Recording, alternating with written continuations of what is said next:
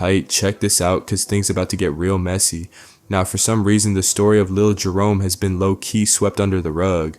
But with all these wild allegations popping off against Diddy, especially about him exploiting young male artists like Justin Bieber, the internet streets are buzzing again about Lil Jerome.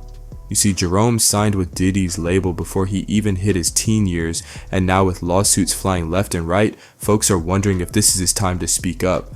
Attorney Tony Busby recently revealed that the youngest accuser is just 9 years old, and when you line up the timeline, some people are straight up speculating if that victim is Lil Jerome, who reportedly signed with Diddy when he was around that age. Now let's keep it 100. What really needs to be addressed are the dark and disturbing details of Lil Jerome's life under Diddy's wing. According to Mark Curry, Diddy was out here doing Jerome so dirty that the boy hit his breaking point early. We talking about Jerome having a full-on nervous breakdown at the young age of 14. Imagine that. This ain't no regular teen tantrum though. It's deep, traumatic, and Jerome was never the same after. Now Jerome ain't staying quiet no more. He's out for revenge. And I ain't talking no soft clapback. Jerome wants that cold, calculated payback for Diddy nearly destroying his life.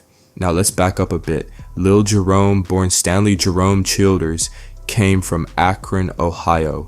The boy always had a voice, and he was rocking with his sister's band when they caught the attention of some local musicians. These connections led to Uptown Records, where Diddy was grinding as an intern before leveling up to a talent manager. Jerome's demo made its way to New York, and Diddy was so blown away that he flew Jerome and his family out to the Big Apple, signed him right then and there. But here's where it gets sketchy. There's a mad confusion about how old Jerome actually was when he signed. Some folks say 11 or 12, but Jerome himself confirmed he was just a little 9-year-old. Jerome's pops even dropped everything to move with him to New York, enrolled him in a special school for kids in showbiz, but apparently he wasn't always around. Jerome was left alone with Diddy a lot, which looking back was a massive mistake. Jerome's career took off fast. He debuted on that 1998 compilation album Nothing But the Hotness, working with big names like Faith Evans, Heavy D, and even hit the Belly soundtrack. But Diddy, he kept him close, even appeared in Jerome's video for Too Old For Me, giving the young boy some suspect dating advice, and we looking at that scene extra hard now. Jerome got caught up in the fast life, mingling with industry heavyweights like Jay-Z, Mariah Carey, and Clive Davis. That's when red flags started popping up about Jerome's age. The press couldn't keep it straight. One minute he's 11, then 12, or maybe 13, like someone was trying to hide how young this boy really was. Diddy was parading this child around grown-ass industry parties, exposing him to all kinds of wild situations. Now, things hit rock bottom when Jerome had a breakdown that's still sending chills down people's spines. Mark Curry, a former Bad Boy artist, spilled some tea that left folks shook. Jerome ain't just have a regular breakdown, nah, he ran out of Diddy's studio butt naked, speaking in tongues like he was possessed. Word on the street is that Diddy pushed Jerome to sing about kissing a girl, which straight up messed with his head since the boy was too young to even understand what they were making him sing. But hold up, there's more. Some folks think there's something way darker that triggered Jerome's breakdown. Fans have been connecting dots, saying that Jerome wasn't just mentally exhausted, he was being mistreated, maybe even abused. One fan wasn't having it and commented, "They were doing unspeakable things to that baby, disgusting grown demons."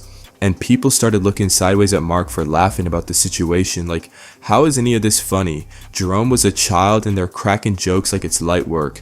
Now, after leaving Bad Boy, Jerome vanished from the music scene and dedicated his life to Alzheimer's activism. But with all this heat coming Diddy's way, people are starting to think that Lil Jerome might finally be ready to tell his truth. And let me tell you, he ain't holding back. There are rumors swirling that Jerome might be one of the accusers in these lawsuits and that he's armed with receipts to back his claims.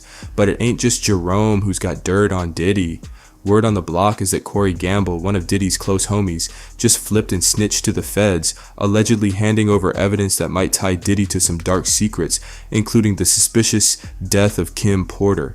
Corey supposedly gave the feds receipts on how Diddy set her up as payback for her trying to expose him.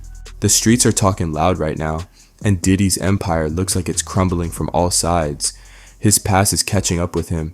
And if these allegations are true, then justice might finally be served for Lil Jerome and all the other victims. But I want to know what y'all think. Is Jerome just after clout, or is this the beginning of Diddy's downfall? So I don't know why they fell out, I know every girl that Tupac had, Puff wanted and got. So, did he have jealousy? Yeah, he had a jealousy of Pac. But I think that it was more so that he knew Big was the meal ticket. And that Pac wanted Big to be with him with Thug Life, but he didn't have the money at the time. And when Big got the money from Puff, Pac gave him the blessings to go with him, but he also told Big that he had to watch Puff because Puff was gonna rob him blind. So you believe Kurt Burrows when he say that, Diddy, he was jealous of the relationship between Tupac and Big? I don't know if I could say he was jealous with his relationship with Big. He didn't like Pac. It's something that happened between Pac and him that he didn't like it. So if my man or somebody that I'm working with is dealing with somebody I don't like, I'm gonna have a dislike for that relationship they have.